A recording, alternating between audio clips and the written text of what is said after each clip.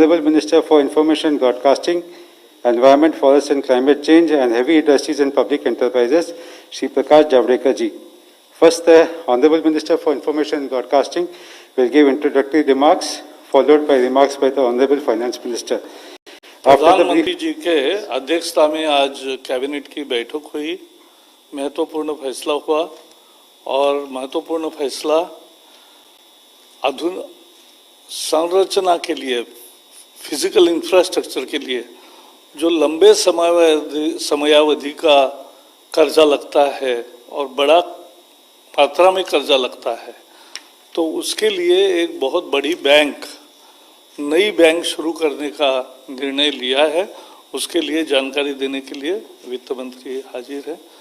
करे शुरू। आइए। अच्छा, सेक्रेटरी है ना? अरे बोला, एक कुर्सी लगा, एक मिनट आप बैठो। नहीं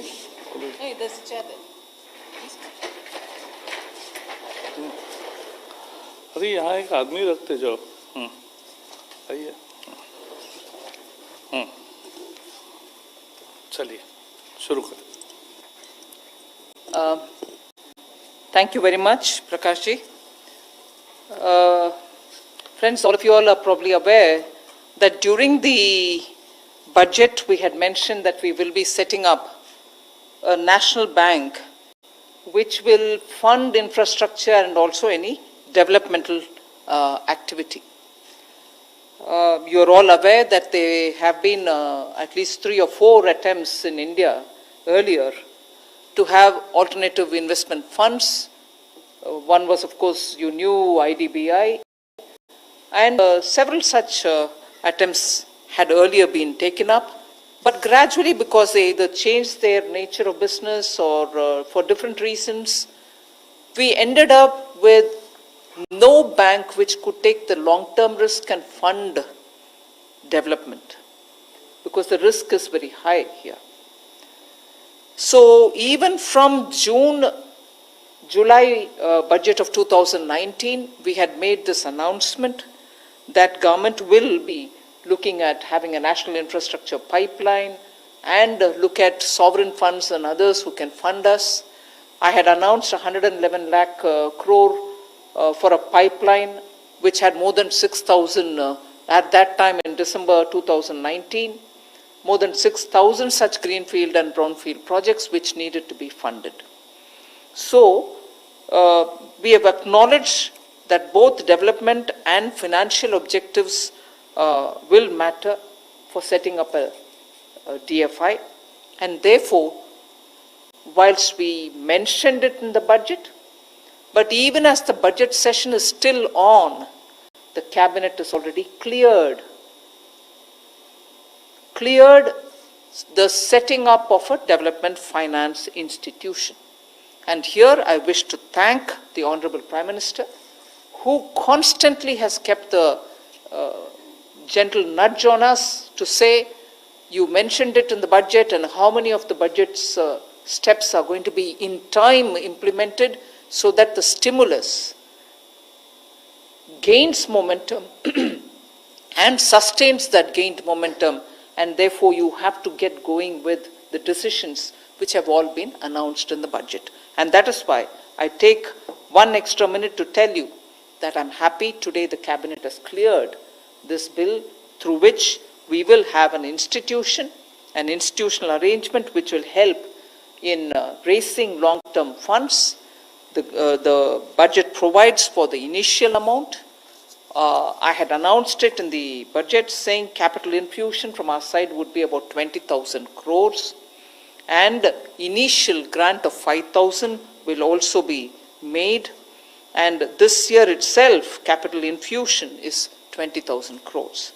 Additional increments of the grant will also be made within the 5,000 limit that has been given to the finance minister.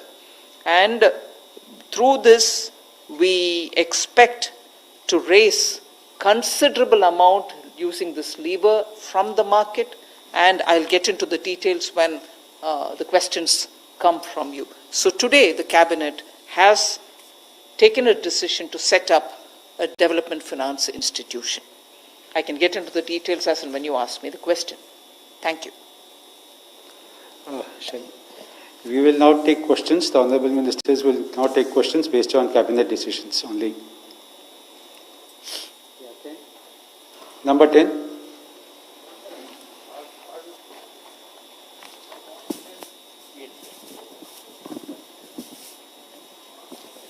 Thank you very much, sir. Thank you, ma'am. Very good afternoon. Ma'am, just wanted to understand that the cabinet note also comes in terms of the DFI bill, which you had spoken about in your budget speech. And as you rightly mentioned, the mechanism for raising funds from the market, you would like to answer that as and how we ask. So it will be great if you could elaborate on that, ma'am. Thank you very much. Sure. You can take one more question. So Number 9. What kind of, Shishir here from Hindu Business Line, what kind of fund you are expecting to leverage from the 25,000 crore which you are putting in that DFI? I have the Secretary, Department of Financial Services with me. But with the initial 20,000 crore, which is being initially proposed as a capital infusion, I expect the institution to use it as a lever to raise up to 3 lakh crores in the next few years, because it can access through the market funds which are otherwise not available. Also, this institution will have certain tax benefits which are being given to it, tax benefits which are being given for a 10-year long period. And through that, we also, there is not just a tax exemption, but also the Indian Stamp Act is also being given a bit of an amendment. Through all this, we expect even big pension funds, sovereign funds will all come, just as we are able to attract them in the National Infrastructure Investment Fund. This will also draw on those. And also the government is planning to give it certain securities for which the cost of funds will also come down. Even that is being extended. So through these sources, the Development Finance Institution will be able to leverage the initial capital which it has in its hand, and be able to draw funds from various different sources and be able to reach out for funding long-term projects. Also, because of this, I think there will be a positive impact on the bond market in India. 104. CNBC Awaaz से ये जहां तक मैं समझ पा रहा हूं, इस बैंक का निर्माण जो है आईएफसीएल की जगह किया जा रहा है, तो आईएफसीएल से कैसे अलग होगा? और पेंशन और इंश्योरेंस फंड जैसे को क्या कुछ मैंडेटरी होगा अपने फंड का एक तय हिस्सा इसमें डालने के लिए? इतना हिंदी आप करो जी। अभी ये जो नया संस्था की संरचना की जा रही है, उसमें बिल्कुल ये क्लीन स्लेट से शुरू करने वाला है। और एक बार जब इनकी बोर्ड तैयार होकर प्रस्तुत हो जाएगी, बोर्ड का डिसीजन है आगे वो किससे मर्जर कर रहे हैं या एक्वायर कर रहे हैं, तो वो निर्णय वो बोर्ड लेगी। तो इसमें जैसे माननीय वित्त मंत्री जी ने कहा 20,000 करोड़ का इनिशियल कैपिटल है, उसको लेवरेज किया जाएगा, मार्केट से फंड उठाएंगे, फिर और बहुत सारे स्रोत हैं जैसे इंश्योरेंस, पेंशन फंड्स वगैरह। इंश्योरेंस, पेंशन फंड्स आज भी इंफ्रास्ट्रक्चर में इन्वेस्ट करते हैं, लेकिन जब सरकार की एक संस्था बैक्ड बाय ए लेजिस्लेशन जब आता है तो उनको और पैसा डालने में उनको और भरोसा और विश्वास होता है। तो हमें उम्मीद है कि रेगुलेटर्स उसको भी जो मात्रा है उसको बढ़ाएंगे। और ये प्रोजेक्ट ऐसा, ये बैंक ऐसा है कि जो लॉन्ग टर्म पेशेंट कैपिटल की तरफ देखता है, और पेंशन और insurance fund typically long term patient capital होते हैं। तो ये इसकी व्यवस्था इस प्रकार से चलेगी। दूसरा प्रश्न क्या मैं भूल गया आपने? हाँ, मैं वही बताया आपको, इंश्योरेंस फंड, पेंशन फंड। हाँ, आईएफसीएल की जगह ये लेगा या फिर अभी ये तय नहीं है? आईएफसीएल से कैसे अलग होगा? आईएफसीएल भी मोर और लेस इंफ्रास्ट्रक्चर फंडिंग के लिए। स्टेट से स्टार्ट कर रहे हैं। नहीं, मैंने यही बताया ना, आईएफसीएल का निर्णय जब ये संस्था तैयार होकर खड़ी हो जाएगी, इनकी बोर्ड कॉन्स्टिट्यूट हो जाएगा, वो इस पर निर्णय लेंगे। आईआईएफसीएल को लेना है, आईआईएफसीएल को लेना है, किसी को नहीं लेना है, अपने आप में करना है। हम लोग जो व्यवस्था दे रहे हैं, ये माननीय वित्त मंत्री जी का था कि बिल्कुल क्लीन संस्था दें, क्लीन और स्लेट, बाकी बाजार की कंडीशन और वो अगर देखते हैं उसमें उनको फायदा है तो फिर वो अपना निर्णय लेंगे। Number 15. Ruchi Bhatia from ET now. I just wanted to understand how soon will the DFI be operationalized now that the cabinet has given an approval? Also, what will be the structure of the DFI in terms of how the board will be constituted? And have you identified which are the first few projects where the money will be kind of put in as from this DFI? It will have a professional board, and at least 50% of them will be non-official directors. Persons of eminence are also envisaged to be on the board, and I would think the chairpersonship also will be of some eminent person derived, and also making sure there are good eminent people becoming non-official directors. So we are making sure that this organization will have people of such heft and professional standards.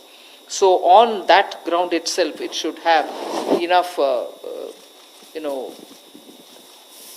character for a development finance institution which will meet this century's requirement. The power of the board is also clearly going to be drawn in order that they can appoint and remove the WTDs, the whole-time directors.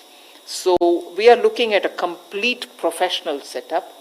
In fact, that is one of the features in which we have made sure that the emoluments being given will be so market-driven that you are able to attract best of talents. Even that has been thought out. We are also looking at higher age limit and a longer tenure for the MDs and DMDs. So with these professional human resource, I think this organization will be able to immediately and quickly rise to the expectation of the market. Number 46. Cabinet has given clearance, and you can see how soon we can do it from 1st of February. So that soon it will come out. Madam मैं मानस बनर्जी बोल रहा हूँ। मानस बनर्जी इधर मानस बनर्जी बोल रहा हूँ। अच्छा, इंदिरा गांधी जी ने 1969 में बैंक राष्ट्रीयकरण की थी इस सोच के जे ये बैंक जो प्राइवेट बैंक है वो सामाजिक दायित्व पालन नहीं कर रहा है, इसीलिए क्या था। उसके बाद जो राष्ट्रीयकरण हुआ, आज अभी आपका सरकार आप निजीकरण के दौड़ रहा है, ये सरकारी बैंक को क्या दायित्व सामाजिक दायित्व पालन नहीं कर रहा क्या, इसीलिए आप निजीकरण के लिए ज्यादा बिजी हो गया।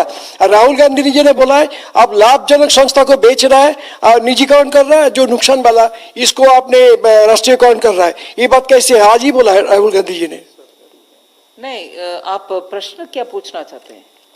क्वेश्चन क्या है, आप क्या सोचता है बैंक लॉस में जा रहा है, ये सामाजिक दायित्व पालन नहीं कर रहा सरकारी बैंक, इसीलिए आप निजीकरण कर रहे हैं? नहीं, आप तो एक ओपिनियन बोल रहे हैं, प्रश्न क्या है? ये तो क्वेश्चन क्या कर रहा हूँ, आप निजीकरण क्यों कर रहे हैं? हाँ, so have all of you all finished with your development finance institution का प्रश्न? If you have that, if you don't have any more question on today's cabinet decision, then I'll go to him. But if there is anything more on today's decision, I'll first address that and then go over to answering him. I will answer him, okay, but I'll do that afterwards. Okay. Ma'am, sorry to interrupt, ma'am. Just one more, ma'am. Anything on the bill, ma'am, if you could share with us? What is the bill? The DFI bill, ma'am? The cabinet has given approval. Now we'll go to the parliament. Okay. Thank you.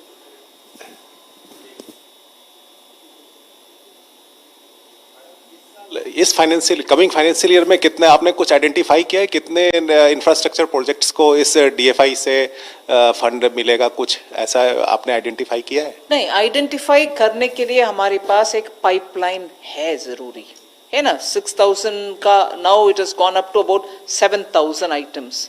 सो वो pipeline से जो भी उचित समझेंगे उनके priority के अनुसार वो लेंगे, वो बोर्ड तय करेगा।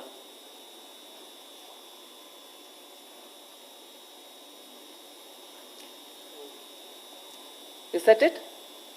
Okay. So your question, you asked me in Hindi, but I'm going to say it in English.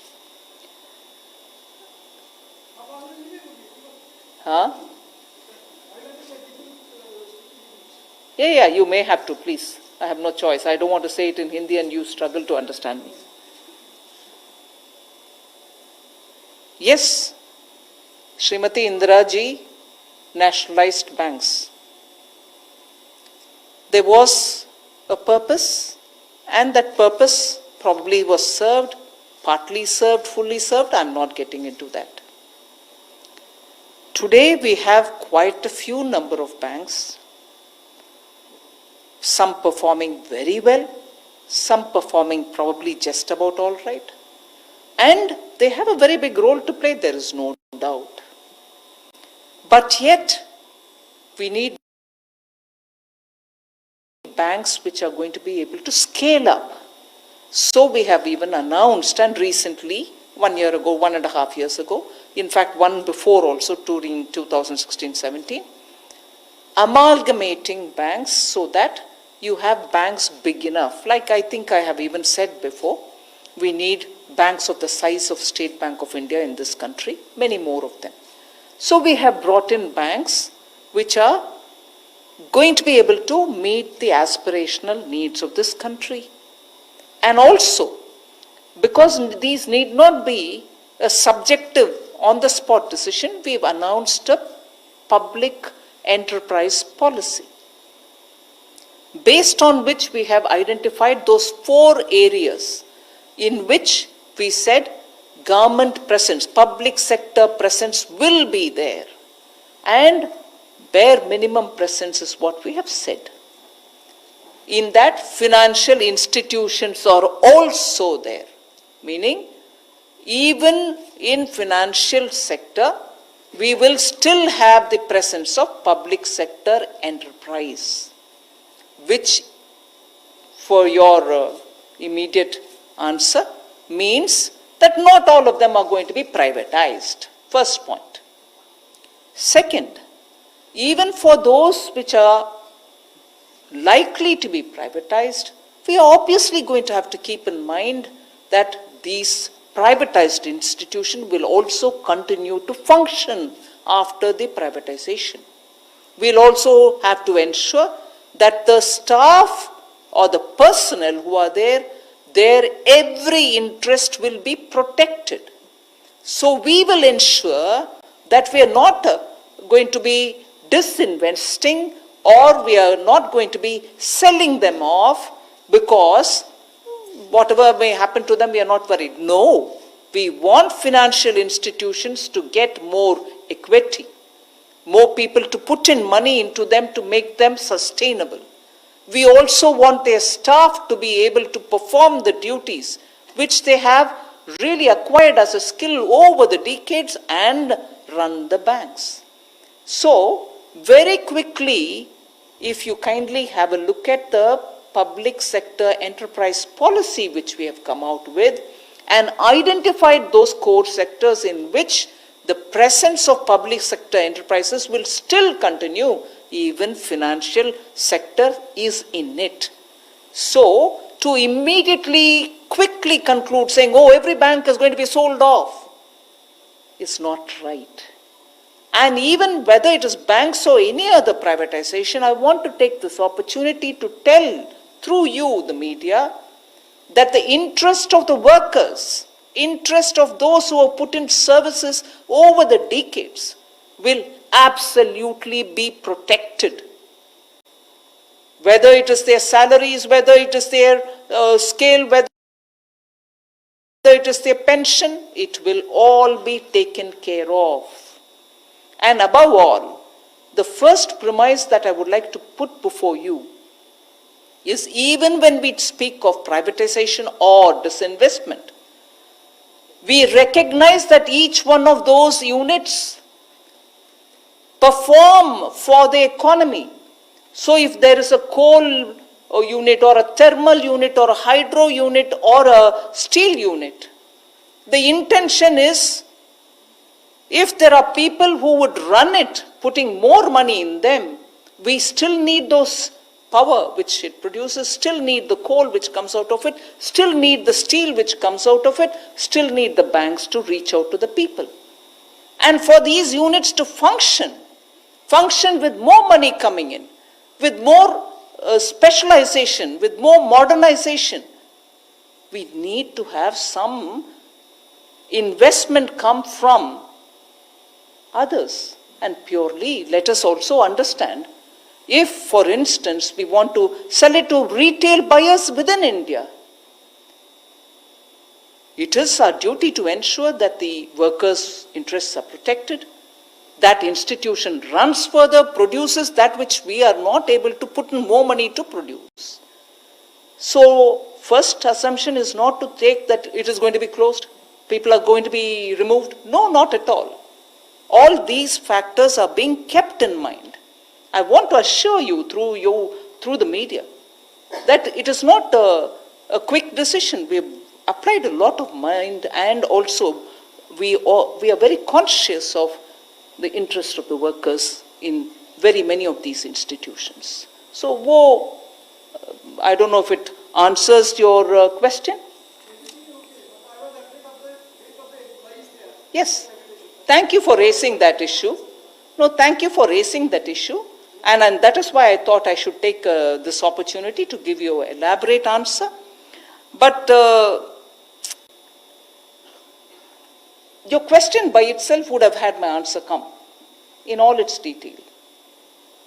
Since you brought in Rahul Gandhi, who probably has outsourced his comments to, I don't know, very hardcore communists will give you, solid two-liners to say this is what is happening. Exploitation, profit loss. These pet kind of quotations or using two-liners does not help the situation. As a leader of the opposition party, a leader representing a very big party, I would want him to engage in serious discussions rather than throw these kind of two-liners every now and then. What did he say? Privatizing profits and nationalizing loss. ऐसे कुछ ना? Privatizing profits and nationalizing loss. ऐसे कुछ बोला ना? आप बोल रहे थे? ऐसे कुछ बोले ना? No, I have replied, but since you quoted, I thought I would double check with you if the quotation is right. नहीं, वो बात है ना, उनका यही कहना था ना, privatizing profit and nationalizing loss. Profit loss के ऊपर आज अचानक कितने ध्यान दे रहे हैं, जबकि इन इस government over the decades I think what they have tried is only to privatize tax payers money. If I want to, in a light-hearted fashion, use the style of speaking which he has done, he accuses us of what? Privatizing profit. When in his government, they were privatizing taxpayers' money. You all know how. Privatizing taxpayers' money was what UPA government did. And probably even privatizing taxpayers' money for one family's betterment. So privatizing is only that. And second, nationalizing loss, did he say? Today public sector banks are loss making and prompt corrective actions are bringing them out because of the telephone banking which happened during his time. His dadi would have probably nationalized the banks, but nationalizing of loss in the banks was during UPA's time. And I would want to add one more. Nationalizing corruption is what they did. So nationalizing corruption and privatizing taxpayers' money for the betterment of one family is all that Rahul Gandhi will have to take as a reply for that tweet which probably some outsourced fellow in his team is feeding him with. I think there should be some more intense homework done by Rahul Gandhi before he even starts speaking and throwing these kind of things using a spit and run technique. Stand there. Be ready for a negotiation or be ready for a discussion. You raise your points, we'll also answer you. Not throw allegations and go away. Thank you. Thank you.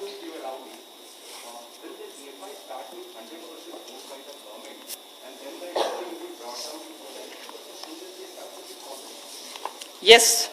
It will start with 100% Government of India ownership, and gradually, in the long run, I would think government's ownership would come down to 26%. We are not thinking of below that.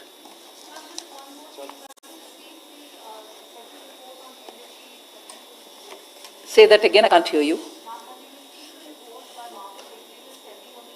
Technical glitch. Oh, no, not yet. I will remind them also, it's time. Thank you, Thank ma'am. you. Thank you, sir. Thank you.